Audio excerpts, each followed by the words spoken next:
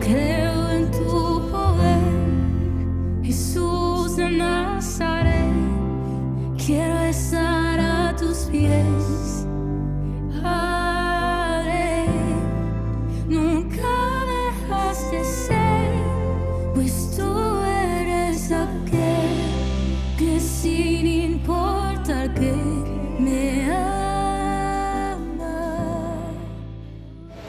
Éxodo 14, verso 13, vamos a leer en el nombre del Padre, del Hijo y del Espíritu Santo de Dios. Y Moisés dijo al pueblo: no temáis, estad firmes y ved la salvación que Jehová hará hoy con vosotros, porque los egipcios que hoy habéis visto, nunca más para siempre lo veréis. Jehová peleará por vosotros y vosotros estaréis tranquilos.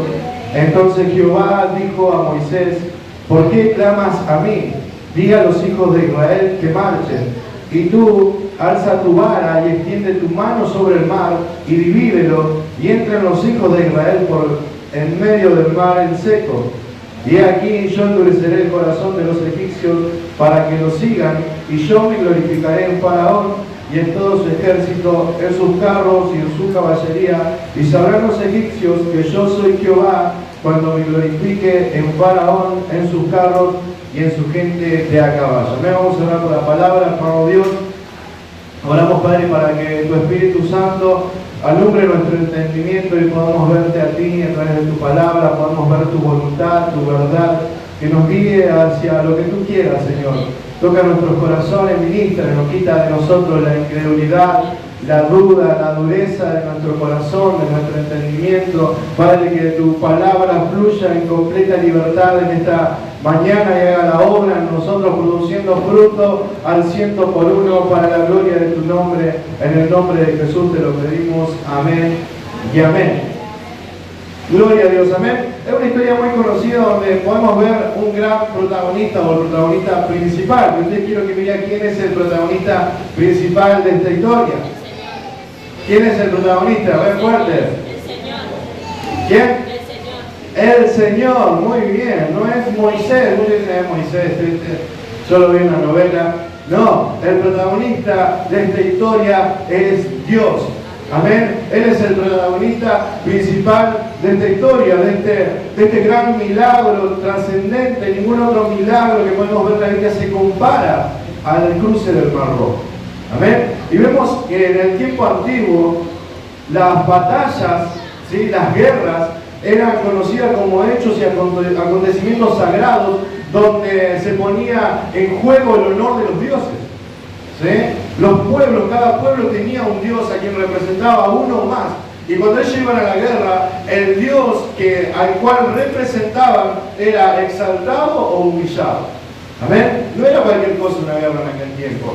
Estaba en juego el honor de sus dioses. Por eso vemos que el pueblo de Israel siempre acudía a Jehová antes de ir a la guerra. Y lo mismo sucedía con las otras naciones. Cada uno acudía a sus dioses pidiendo dirección, pidiendo protección, pidiendo poder. ¿Para qué? Para salir victoriosos en la guerra. Amén. Pero vemos que Dios se exalta en gran manera sobre Egipto. Y no solo en este cruce, sino lo podemos ver cuando Moisés comienza a llevar adelante las plagas, que él se exalta sobre todo Egipto, humillando a los dioses que tenía Egipto en sus mayores características y poderes.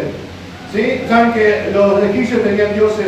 Había un dios que era el dios que se manifestaba en forma de mosca. En el Nilo tenían un guardián del Nilo, un dios que guardaba el Nilo. Y no me quiero detener en esto, hay muchos dioses que a quienes reverenciaban en Egipto, y sin embargo Dios, mostrando que Él es Dios sobre toda la creación, sobre el cielo y sobre la tierra, Él usó aquellas cosas que ellos honraban en su contra. Amén. Por ejemplo, ellos veneraban a las ranas, para ellos era símbolo de la fertilidad. Sin embargo, Dios la usó para que las odiaran. Amén. ¿Usted recuerda las plagas de ranas? Invadían las casas. Eran animales de adoración, en un momento ya no lo querían ni ver. ¿Por qué? Porque Dios humilló a esos supuestos dioses bajo sus supuestos poderes, demostrando una vez más que Él era el Dios de toda la creación, Él era el Dios todopoderoso. Dios era conocido, como vemos el otro día predicaba el pastor Alejandro, como Jehová de los escuadrones de Israel. ¿sí? También era conocido como Jehová de los ejércitos. Y cuando hablamos de los ejércitos, hacíamos referencia al ejército de los cielos. ¿Sí? Dios era conocido no solo dentro de Israel, sino a todo a su alrededor, a través de estos nombres. ¿Sí? Y vemos también, así en números, números yo lo tengo anotado aquí, números 21-14, el pueblo de Israel llevaba anotado todas las guerras, todas las luchas que el Señor le daba en las victorias. Amén. Había un libro, una memoria, donde iban anotando de qué manera Dios iba glorificando su nombre en medio del pueblo de Israel. De qué manera Dios iba venciendo aquellos dioses que parecían intocables, aquellas naciones que parecían inderribables, aquellas naciones a las cuales nadie le podía hacer frente. Dios los mandaba, los enviaba y los respaldaba con su poder, con sus brazos fuertes. Amén. No había otro pueblo como Israel. ¿Por qué? Porque tenía un Dios grande y poderoso. Todos aquellos que se levantaban en guerra contra Israel caían, perecían. ¿Por qué? Porque Jehová peleaba por ellos. Dios era el que iba al frente. ¿Pero por qué Dios iba al frente? Como decíamos recién, porque estaba en juego su honor, estaba en juego su nombre. ¿Sí? Dios, más allá de que Él había elegido a Israel, más allá de que Él amaba a Israel, estaba su nombre en Israel. Y es por eso que Él nunca dejaba de pelear a pesar de sus pecados, a pesar de su rebelión, a pesar de su infidelidad. Él siempre iba al frente. ¿Por qué? Porque su nombre había sido puesto en ellos. Amén. Él, cuando eligió al pueblo de Israel, Él lo tomó para sí. Fue posesión de Jehová. Y el pueblo de Israel, ¿sí?, tomó el nombre de Jehová. Y lo mismo sucede hoy con nosotros, iglesia. Dios ha puesto su nombre en nosotros. Amén. Dios ha puesto su nombre en ti, en mí, en nosotros, en su pueblo, en su iglesia, en sus hijos. Y Él busca que su nombre sea honrado y glorificado en nuestras vidas. Y Él mismo se encarga de que, como con Israel, de pelear por nosotros. Amén. Él pelea por nosotros. Porque ha puesto su nombre en nuestras vidas. Él va al frente, Él nos libera, Él nos sana, Él nos fortalece, Él nos abre camino cuando parece que todo está cerrado. ¿Pero por qué? Porque su nombre está en nuestras vidas. Amén. Él está con nosotros. Cuando decimos que su nombre está en nosotros, significa que su presencia está en nosotros. Él está con nosotros y en nosotros. Él es fiel a su palabra, lo que Él ha determinado. Él un día nos escogió y nos eligió como posesión suya. Amén. Y ha puesto su nombre en nuestras vidas para darse a conocer primeramente a nosotros a través de una relación personal, pero también para glorificarse en medio de nuestras vidas. Y muchas veces nosotros nos olvidamos de esto. Y me va a decir que no es así, pero es así. Muchas veces nos olvidamos que Dios está en nuestras vidas. Muchas veces con nuestra boca declaramos que Dios está con nosotros, que Dios pelea por nosotros, pero cuando nos encontramos en medio de las circunstancias y las aflicciones, nos olvidamos que Dios está con nosotros. Él está en medio de nuestras vidas. Él puso su nombre. Y el poner su nombre, hermano, significa que Él nunca nos va a abandonar. ¿Por qué? Porque Él mismo está en nuestras vidas. Amén. Y para nosotros parece desapercibido, nos olvidamos, como le pasó al pueblo de Israel. Saben que el pueblo de Israel, cuando se encontró frente al mar, no sabía qué hacer. Había empezado versículos antes del 13, empezó a murmurar: no hubiéramos quedado allá, teníamos sepulcro, por lo menos acá no va a tragar la arena. Vamos a morir tirados acá en el desierto. Se habían olvidado que Dios había puesto su nombre sobre ellos. Y muchas veces los de afuera se dan cuenta antes que nosotros que Dios está con nosotros. Vemos el verso número 18, el número 25 dice: y quitó las ruedas de sus carros y los trastornó gravemente, hablando de los egipcios que los perseguían. Entonces los egipcios dijeron: huyamos delante de Israel, porque Jehová pelea por eso contra los egipcios. La gente de afuera nos ve y dice: Dios está con este. Algo hay. Nos ha pasado miles de veces, algo tiene. Es esa presencia que está en medio de nosotros. Nada más que nosotros no nos damos cuenta, no lo creemos, dudamos. O nos pasa como le pasó a Jacob. No entendemos que Dios está con nosotros. Digo, Jacob, Dios estaba aquí y yo no me di cuenta, yo no lo sabía. Y muchas veces pasa eso. Pero debemos entender y creer esto, hermano. Dios ha puesto su nombre y ha sellado nuestros corazones con su Espíritu Santo y prometió estar con nosotros todos los días hasta el fin del mundo. Y Él no puede volver atrás a su palabra. Lo que Él dijo, lo va a hacer. Él es fiel. Y se te quedan dudas, pero usted dice, pero no me conoce a mí. Él dice, aún si fueres infiel, yo sigo siendo fiel. Y lo dice la palabra. Amén. Pero esto nos quita nuestra responsabilidad, nuestro compromiso delante de Dios como sus hijos. Amén. Él promete estar con nosotros. Él es fiel para pelear por nosotros. Él es bueno para no abandonarnos nunca. Él está siempre para proveernos, para suplirnos, para saciarnos de todo su bien. ¿Por qué? Porque su presencia está en nuestras vidas. Pero cuando nosotros creemos realmente, hermano, esto, porque como decíamos recién, esto no es para repetir, no le voy a decir, repita conmigo, Dios está conmigo, no. Tiene que creer que Dios está con usted. Porque cuando nosotros creemos que Dios está con nosotros, podemos realmente comprender y ver más allá de lo que ve nuestra vista natural y entender que Dios tiene un propósito con nosotros. Como dice el libro de Jeremías, sus pensamientos son mayores que los nuestros. Él tiene planes con nuestras vidas y sus planes son de bien y sus planes son para bendición, para darnos lo mejor a nuestras vidas. El pueblo de Israel no lo podía ver a esto. Había una promesa sobre sus vidas. Dios le había dicho, yo los voy a liberar del brazo fuerte de Faraón, los voy a llevar a la tierra prometida, pero en el transcurso, en el proceso, se olvidó. Y no solo que se olvidó de la promesa, se olvidó de su Dios. Dejó de reconocer a Dios. Dejó de creer que Dios estaba en medio de ellos. A pesar de los milagros, a pesar de las señales que Dios había hecho en medio de sus vidas. Usted dice, nosotros muchas veces decimos, qué duro este pueblo de Israel que no entendió que Dios estaba con ellos, con todo lo que vio. Vio rana, vio piojo, vio caer fuego del cielo, vio oscuridad por la palabra de Dios. Y sin embargo seguían dudando. Vemos que Dios le abrió dos paredes en medio del mar para que pasen secos y seguían dudando y nos ponemos de este lado y decimos qué duro, pero muchas veces nosotros somos así. Porque cuántas cosas ha hecho Dios en nuestras vidas. Para no ir más lejos, ¿de dónde nos ha sacado Dios cuando parecía que no teníamos esperanza de un porvenir mejor? Cuando ni siquiera los que estaban a nuestro lado creían que podía haber algo bueno en nosotros. ¿O no es así? Y no estoy hablando de amigos, estoy hablando hasta de familia. Y no porque no nos hayan querido, sino porque habían visto la vida que llevábamos y el destino hacia donde nos dirigíamos. Pero sin embargo, Dios mostró su poder sobre nuestras vidas. ¿Amén? Y nosotros nos olvidamos.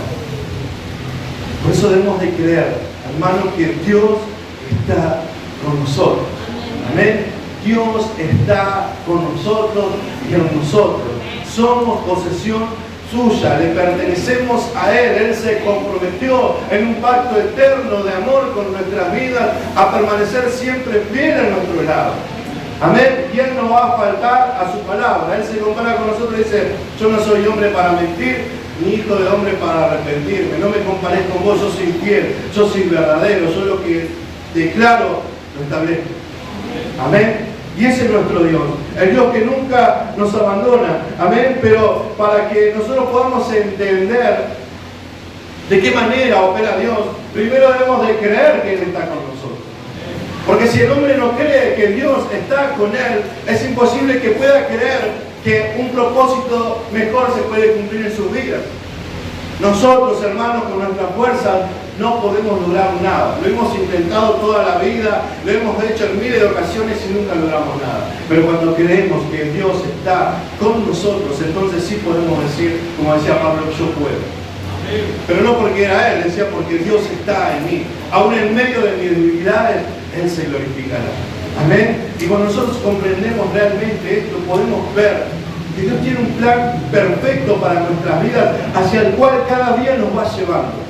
Hacia el cual cada día ocupa y permite las circunstancias y las situaciones para que podamos llegar a ese final, a esa meta que Él ha establecido, que para nosotros parece distante, lejana, imposible, pero Él mismo va llevando a cabo su plan eterno sobre nuestras vidas. Él no va a desamparar ni va a retroceder a lo que había determinado. Vemos que el pueblo de Israel y Moisés se encontraban allí frente al mar. Habían visto poder, habían visto gloria de Dios, pero se encontraron frente al mar y no sabían qué hacer. No sabían para dónde correr. Pero vemos que él allí en el capítulo 3, verso 10 de Éxodo, cuando él se manifiesta a Moisés, él le declara cuál era el propósito sobre Moisés. ¿Usted recuerda cuál era el propósito de Moisés? ¿Cuál era? Liberar al pueblo de Israel, liberar al pueblo de Dios. Le dijo: Moisés, yo te elegí para que liberes al pueblo de Dios. Había un propósito sobre él, Moisés. Y Moisés lo sabía, él recordaba. Yo creo que cada uno de nosotros recuerda ese encuentro que ha tenido con el Señor, y pueden pasar los años y nunca te vas a olvidar. Y Moisés fue así.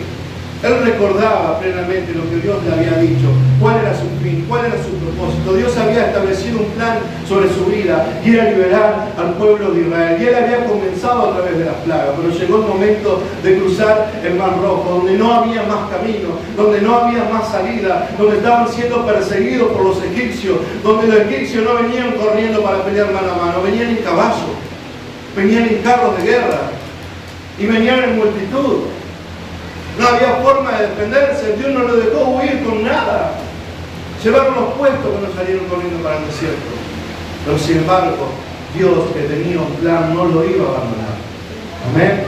Nosotros, hermanos, debemos entender esto, que el obrar de Dios muchas veces va más allá de lo que nosotros podemos entender o imaginar.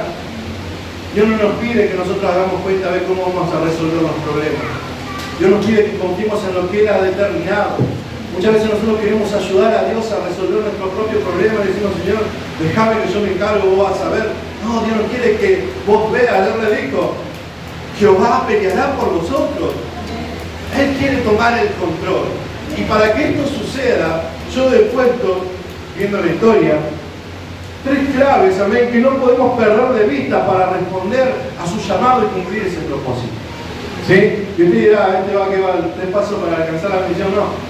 Puse clave, yo oraba, digo: Señor, no me gustan estas cosas raras, digo: Señor, pero no entiendo, no sabía cómo expresarlo. Y le puse clave, ¿sabe por qué? Porque ¿sabe lo que es una clave? ¿Sabe lo que es una clave? Es algo que se necesita para descifrar otra cosa. ¿Sí?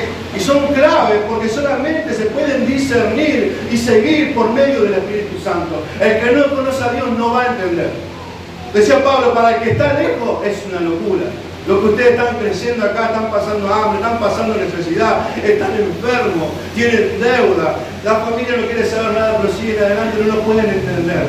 Pero nosotros sí, porque discernimos espiritualmente lo espiritual, discernimos espiritualmente el propósito de Dios y creemos que Él está con nosotros. ¿Cuántos dicen amén? ¿Sí? Él está con nosotros y podemos discernirlo, y por eso nos esforzamos a seguir adelante. Porque Dios no me va a dejar acá donde estoy. No me va a dejar en medio de esta situación, en medio de este problema. Dios me va a llevar hacia su voluntad y su plan es de bien para mi vida. Amén. Lo declara su palabra. Él busca darme bien. ¿Sí? Y vamos a ver estas claves, ¿sí? Para no extendernos mucho. Son 3 nomás, no diga: manda. 3 nomás. Clave número 1. Guía. ¿Saben que muchas veces a nosotros le han dicho, a quién no le han dicho? Buscar la guía de Dios, hermano. ¿Quién ha escuchado estas palabras para su vida? Hermano, buscar la guía de Dios. ¿Sí? Y es una verdad. Pero ¿saben qué revela esta verdad? Y si a mí me están mandando, me están diciendo: anda a buscar la guía de Dios, es porque Dios ofrece una guía para nuestras vidas. Si Dios nos ofreciera una guía para nuestras vidas, nos quedaríamos en el molde siguiendo nuestros pensamientos y deseos. Pero Dios ofrece una guía para nuestras vidas. Y Moisés, en el verso 1, 14, 1 y 4, cuando vemos el comienzo del cruce del Mar Rojo, dice: habló Jehová a Moisés diciendo: di a los hijos de Israel que den la vuelta y acampen delante de Pi Hairot, entre Migdol y el mar hacia Baal-Zephón. Delante de él acamparéis junto al mar, porque Faraón dirá a los hijos de Israel: encerrados están en la tierra, el desierto los ha encerrado, y yo endureceré el corazón de Faraón para que lo siga, y seré glorificado en Faraón y en todo su ejército, y sabrán los egipcios que yo soy Jehová. O sea que Moisés y el pueblo se encontraban allí, enfrente del Mar Rojo, donde Dios los Estaban acampando donde Dios lo había mandado. Había un ejército que lo estaba persiguiendo, que Dios había mandado. Ellos se sentían acorralados como Dios había dicho. Vemos que lo que Dios dijo no pasó ni una tilde ni una fruta. Todo lo que Dios había predicho a Moisés sucedió. Ahora le dijo: Moisés, quédense ahí, acampen frente al mar rojo, porque esto yo voy a hacer que os persigan y crean que están encerrados. Pero cuando ellos crean eso y ustedes sientan eso, yo les voy a glorificar. Y conocerán los egipcios que yo soy Jehová. Amén. Vemos que Moisés había recibido una guía. Él no estaba porque sí ahí. Era porque había seguido la voluntad de Dios, había seguido la palabra de Dios. Dios le había dicho: ve hacia allí, y él fue a donde Dios le había determinado. Dios siempre nos ofrece una guía, hermano, por medio de su palabra, que esto siempre lo decimos. ¿Por qué decimos lea el devocional? Porque Dios habla su vida a través de lo que usted recibe de acá, a través de cada palabra que usted recibe. Hoy tenemos el grupo de oración que nos han dicho hoy, los martes y los jueves oramos a las 7 de la tarde. A través de la palabra que Dios suelta sobre su vida, Dios habla y Dios trae guía. Dios trae guía. Por medio de las circunstancias, Dios trae guía. Usted dirá: no, pero usted está orando, por ejemplo, yo estoy orando por una bicicleta, Señor, un ejemplo, Señor, quiero una bicicleta, y resulta que un hermano dice: ah, una bicicleta, ahí quiero vender, le pido oración a ver si la puedo vender. Usted dice: ah, mirá, qué casualidad. No, Dios le va guiando hacia su voluntad. Este es un ejemplo simple, torpe, ¿sí? Pero Dios de esa manera opera, llevándolos hacia su voluntad. Amén. Dios siempre nos va a marcar el sendero. No es que Dios nos larga: bueno, arreglate, a ver qué haces. No es que Dios está de brazo cruzado: a ver qué hace este. A ver, no. Dios está marcándonos siempre el camino. Amén. Y todo lo que Dios haga, hermano, y esto que quede presente, nunca va a contradecir a su palabra. ¿Sí? Cuando venga alguien y diga: no, Dios me dijo, vos sabés que Dios me dijo a mí. Y si lo que Dios le dijo va en contra de la palabra de Dios, no le crea. Porque Dios no se va a contradecir. Dios no va a cambiar, Dios no cambia. ¿Usted sabe eso? Dios no cambia. Él no tiene mudanza ni sombra de variación, Él siempre permanece igual. Dios no va a cambiar. No, pero bueno, viste, fue un sueño. A unos sueños, hermanos, fíjelo por la palabra. A unas palabras que vienen hoy nos encontramos en una era donde se ha levantado un ministerio hace pocos años, ¿sí? Porque no vamos a hablar mucho, pocos años, ministerio apostólico profético, que se levantan a decirte cosas de parte de Dios que Dios nunca dijo y que contradicen la palabra de Dios. ¿Sí? Usted siempre fíltrelo por la palabra, porque si usted se deja llevar por su corazón, dice Jeremías: engañoso es el corazón del hombre, ¿quién lo conocerá? Solamente Dios, que lo escudriña. Amén. Pero mi corazón muchas veces es difícil de controlar, y yo mismo me conozco. Pero cuando voy a la palabra recibo dirección, recibo guía y recibo confirmación del Espíritu Santo para moverme, para encaminar mis pasos, para dar pasos firmes. Porque ese Espíritu Santo es el que usa muchas veces las circunstancias para guiarte, para decirte: ahora sí, es por acá, es esto, es lo otro. Es el Espíritu Santo el que nos guía a toda verdad y a toda justicia. Él no nos ha dejado solo, hermano. Hay una guía que viene de parte de Dios, pero debemos buscarla.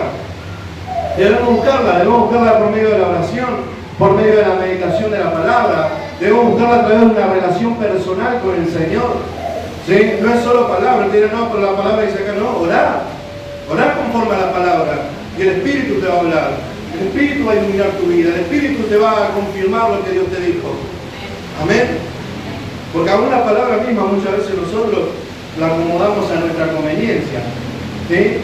Pero el Espíritu que viene de parte de Dios, Él no va a mentir y Él no va a fallar.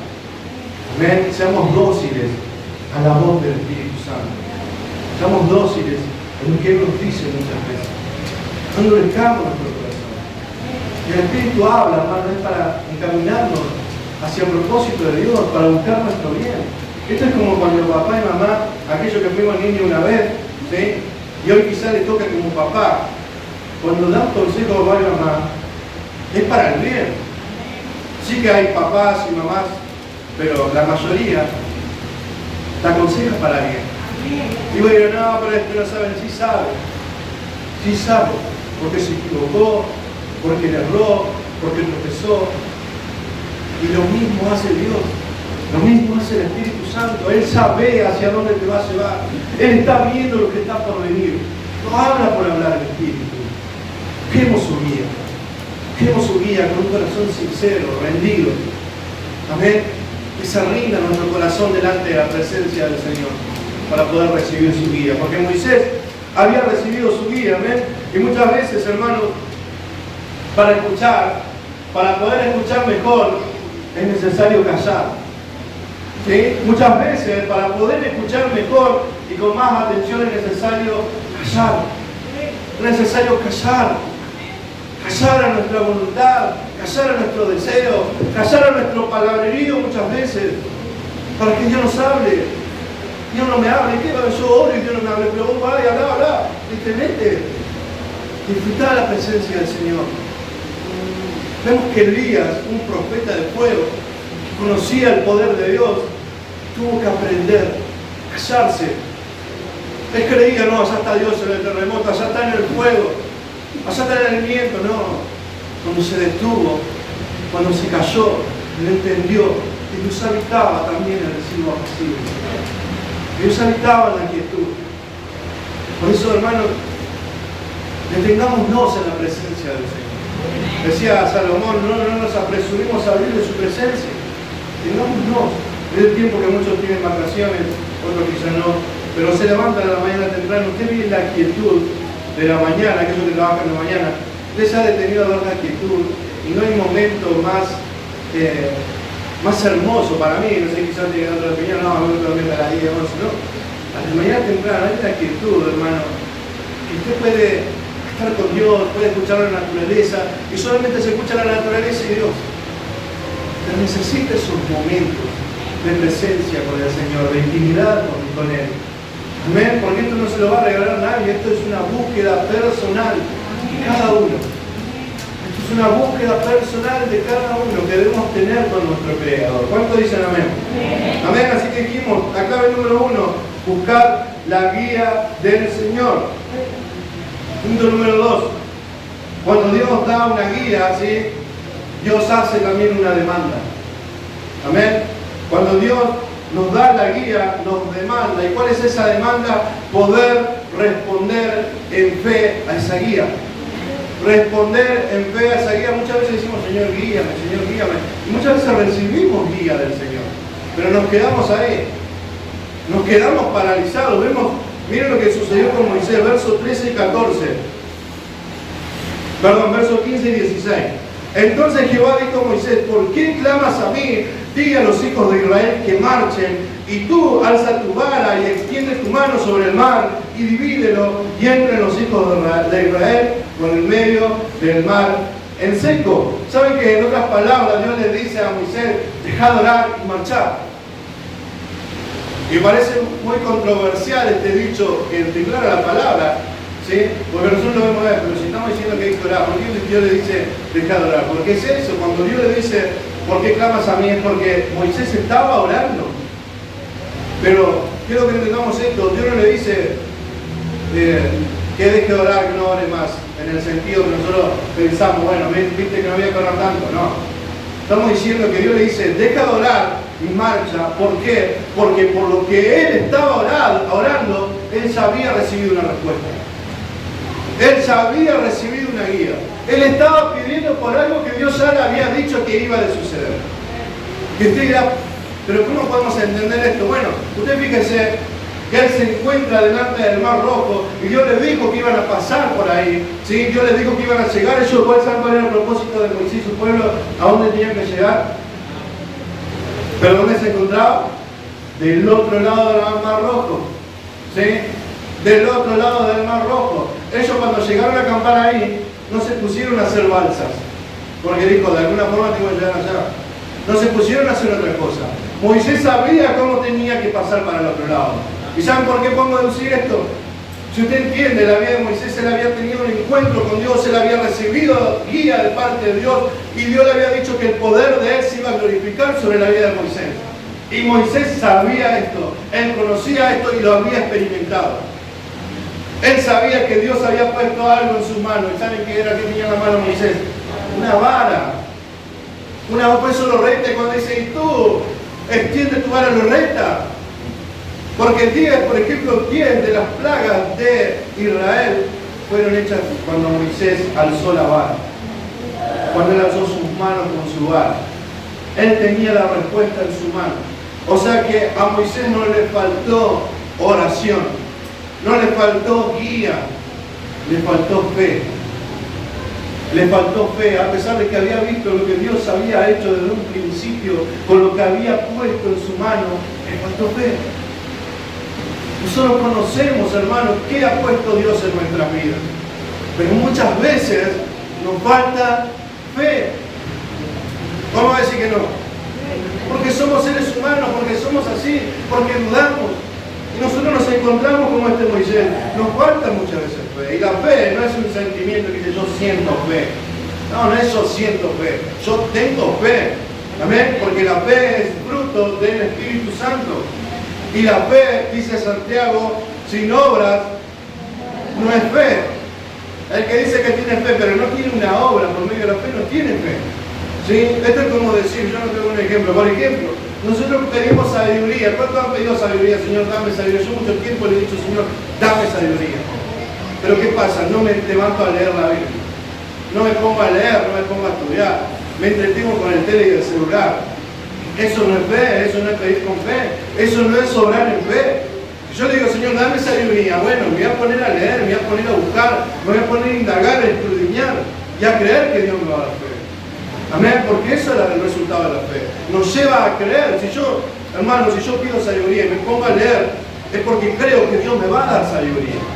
Amén, porque de Él viene. Esto es como el ejemplo. Cuando pedimos prosperidad, Señor, bendíceme, Señor. Sácame de esta miseria que estoy viviendo. Cansado de cocinar con grasa, dicen allá en el trabajo. Pero resulta que gastando más de lo que cobramos. Un ejemplo, no le ha pasado, a mí me ha pasado, hermano. Por eso le digo, no crea que estoy jugando a nadie, estoy hablando de mi vida. Nos ha pasado. ¿Cómo Dios nos va a prosperar si nosotros somos cabeza dura, no hacemos cuenta de comprar algo, como nos enseña la palabra? O cuando ni siquiera somos generosos para dar a Dios. ¿Cómo podemos alcanzar esa bendición que tanto? Porque Dios bendice, más allá de que nosotros estamos en contra del Evangelio de la prosperidad, no negamos que Dios prospera, que Dios bendice, que Dios da, que Dios multiplica. No, lo creemos, porque todo lo que tenemos lo hemos obtenido por Él. Él es el que bendice. Hay hermanos que cambian auto y gloria a Dios. Hay hermanos que cambian de empleo y gloria a Dios, porque es Dios el que lo hace. Dios bendice en abundancia. Amén. Pero entendamos que hay una parte que nos corresponde a nosotros. Y eso es obrar en fe. Eso es obrar en fe. Por ejemplo, pedimos que Dios nos ayude a caminar en santidad y nos metemos en lugares o en situaciones que no nos edifican mucho. Y no vamos a dar ejemplo porque cada uno se conoce. Oramos, Señor, guárdame. Señor, que no peque. Señor, líbrame de caer en la tentación. Y después nos conducimos nosotros mismos a esos lugares donde sabemos que somos débiles. Cuando tendríamos que huir.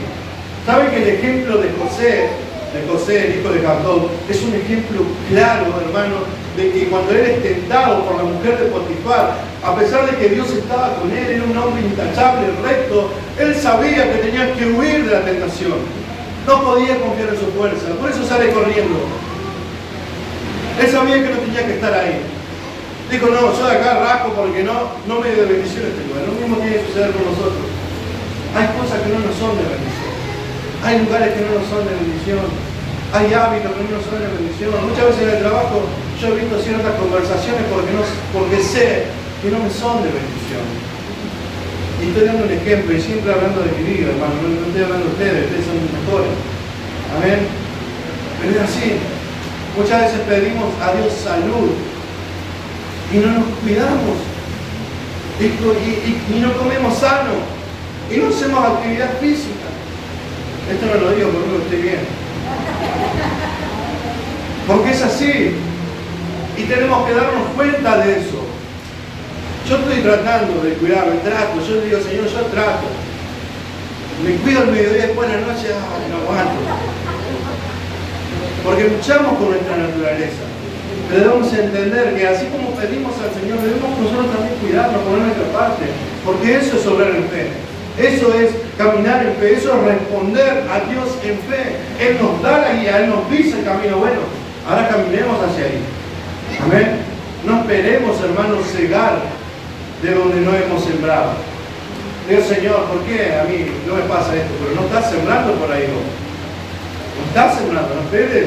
Ustedes estamos clavados así, de acá, orando simplemente, Señor, pensando que todo va a caer de arriba.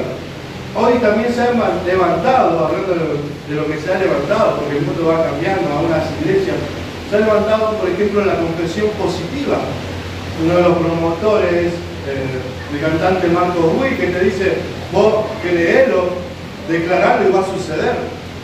¿Qué va a suceder si no hay poder en nosotros? El único poder creador está en la palabra de Dios. Lo que sucede es cuando nosotros declaramos la palabra de Dios, pero cuando nosotros ya empezamos a pedir o a declarar cosas tontas, vanas, fuera de la voluntad de Dios, no esperemos que la recibiremos. Y usted dirá, no, pero hay poder. Bueno, hay poder. ¿Cuántas veces nosotros hemos orado, hermanos, por sanidad? Para dar un ejemplo. O vamos a cambiar el ejemplo. Cuando hemos orado para comprar algo, por ejemplo, estoy orando por un familiar. Claro, porque por un familiar, estoy orando para que un familiar, Dios lo sana en mi familia. ¿Sí? Yo declaro y sano, lo levanto, lo muevo, lo desato, qué sé yo. Porque en mi boca hay poder. Pero después no se sana, ¿y qué decimos? Y bueno, no fue la voluntad de Dios. Entonces, ¿cuál es el poder? ¿La voluntad de Dios o nuestra boca? ¿Entendemos lo que estamos hablando? No es solo decir, no es solo hablar, no es solo llenarnos de palabras vacías, sino creer a lo que Dios ha dicho. Cuando nosotros sonamos, decimos, Señor, sánalo, porque tu palabra dice que por tu llaga hemos sido curados. Estoy poniendo la palabra del Señor. No le estoy diciendo yo, Señor, sano. Ahora me levanto, sano. Lo siento, cargas.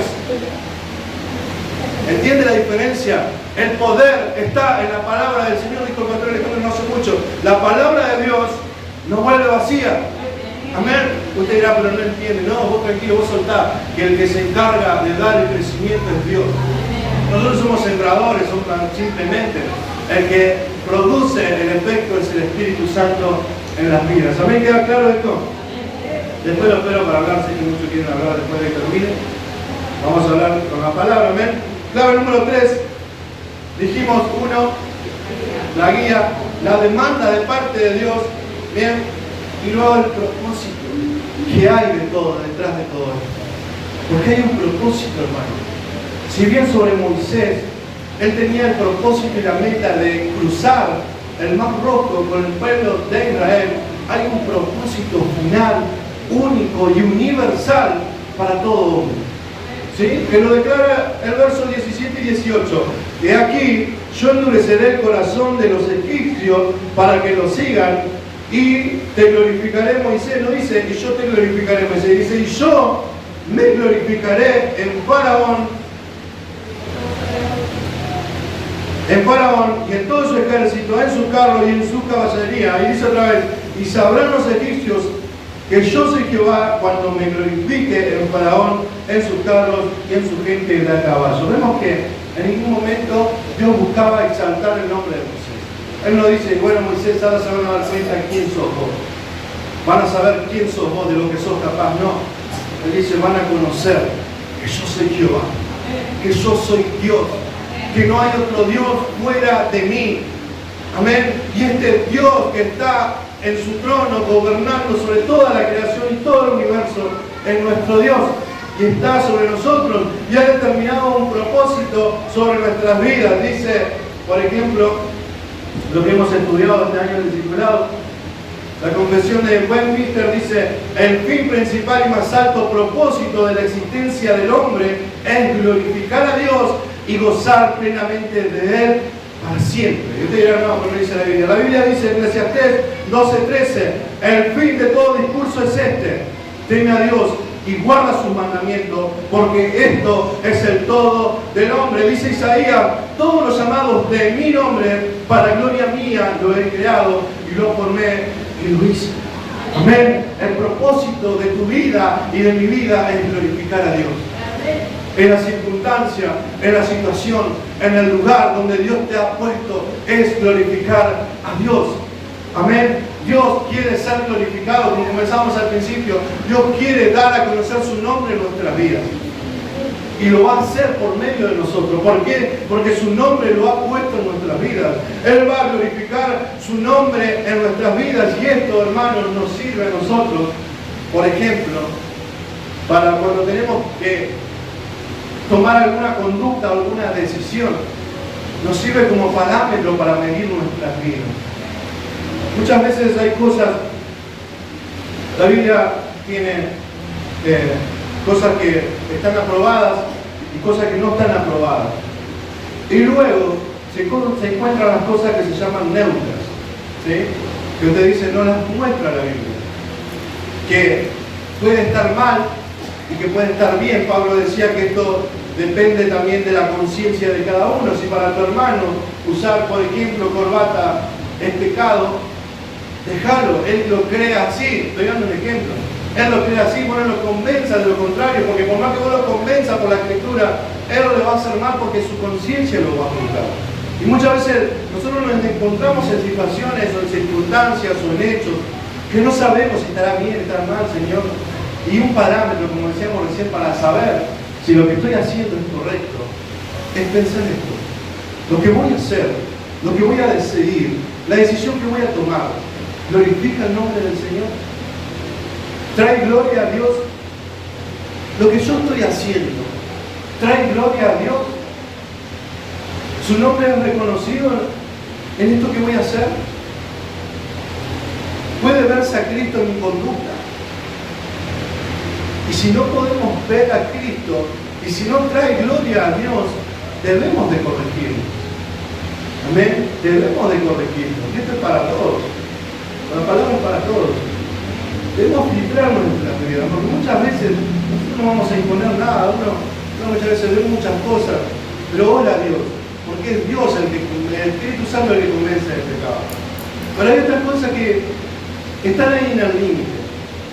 Y para esas cosas, hermanos, debemos de pensar esto. ¿Trae gloria a Dios esta actitud, esta conducta de mi vida? Lo que estoy por hacer, lo que yo quiero lograr, mi meta, ¿trae gloria a Dios? Dice Pablo, 1 Corintios 10:31, si pues coméis o bebéis o hacéis otra cosa, hacerlo todo para la gloria de Dios. Todo. Y cuando Pablo estaba hablando de esto, estaba hablando de esas cosas raras. Viste que cuando decía, mira que hay hermanos que le hacen mal, a otros que le hacen bien. Entonces, si a tu hermano le hacen mal, lo que vos vas a hacer no trae gloria a Dios. Por eso Pablo pasaba este filtro. Mira, yo no voy a decir que sí, que no. Te voy a poner lo siguiente. Si trae gloria a Dios, hacelo. Hacelo con todo tu corazón. Hacelo abiertamente. Pero si no trae gloria a Dios, retenerlo, corregirlo. Pero busca siempre, en todo lo que hagas, en todo lo que emprendas, glorificar el nombre del Señor. Porque Él ha puesto su nombre en tu vida y en mi vida. Muchas veces, hermano, quizás mucho más puesto en el papel de juez o hermano duro o no sé qué. No quiero imaginar las palabras. Pero yo entiendo, hermano, que Dios ha puesto su nombre en nuestras vidas. No es cualquier cosa lo que Dios te ha dado. Dios ha depositado su misma presencia en tu vida. Él te eligió, Él te llamó. No quedo mal yo cuando mi esposa, no voy a mi esposa, no doy ejemplo, cuando mi hermano se porta mal o cuando hace las cosas mal. Es Dios. Y por eso uno muchas veces busca la forma, la manera, a través de la palabra, de que entendamos que debemos de darle gloria a Dios en todo lo que hagamos. Porque muchas veces Dios es vituperado, dice la palabra, no por lo de afuera, sino por lo de adentro. A causa de lo de adentro, a causa de lo que conocen la verdad. Y Dios ha sido fiel hasta el día de hoy y ha permanecido a nuestro lado a pesar de todo. A pesar de todo, porque somos todos indignos, cometemos errores, cometemos fallas, erramos, pensamos mal, decimos malas palabras y miles de cosas más que no terminaríamos la lista. Pero a pesar de todo, Dios ha permanecido fiel a nuestro lado. Y este Dios fiel demanda de nosotros fidelidad. Demanda caminar en fe. Demanda que le honremos, que le glorifiquemos, que vivamos para su gloria. No existe mayor propósito para el hombre que vivir bajo la gloria y para la gloria del Señor. David mismo lo decía, David había comprobado todo, él tenía todo, nada le faltaba, pero él decía, Señor, yo si vos no estás conmigo, si tu presencia no permanece en mí, yo no quiero nada. Llévatelo todo, Señor. Si todo lo que tengo me cuesta tu presencia, llévatelo. Él amaba a Dios, él entendía para lo que había sido creado. Vemos Moisés. Todos conocemos la historia de Moisés cuando le dicen, Moisés, anda, ya está, llegaste y cruzaste. Llegó a este pueblo, pero yo no voy a ir porque lo voy a consumir, voy a mandar mi ángel. ¿Y qué dijo Moisés? Señor, por más hermosa, por más bendecida, por más grande que sea esa tierra prometida, si tú no vas a ir conmigo, no me muevas de acá. Amén. Amemos a Dios. Amemos su presencia que ha sido depositada en nuestros corazones. Y temamos. Temamos, hermanos, temamos a Dios. Temamos a Dios. No hay cualquier cosa en tu vida. No es nada, no has logrado nada por tus fuerzas. Somos simplemente una vasija de barro, decía Pablo. Pero en esta vasija de barro se encuentra su presencia. Se encuentra un tesoro valioso que es incomparable, incomprensible para los que están afuera, pero para nosotros conocemos la verdad y que sabemos lo que tenemos que hacer. Es de mucha importancia. Cristo viene, y quiero terminar con esto. Cristo viene por su iglesia. Cristo viene a reclamar lo que es suyo. Y Él va a llevar, dice la palabra, lo que es suyo. Lo que es suyo, lo que Él tiene de Él aquí en la tierra.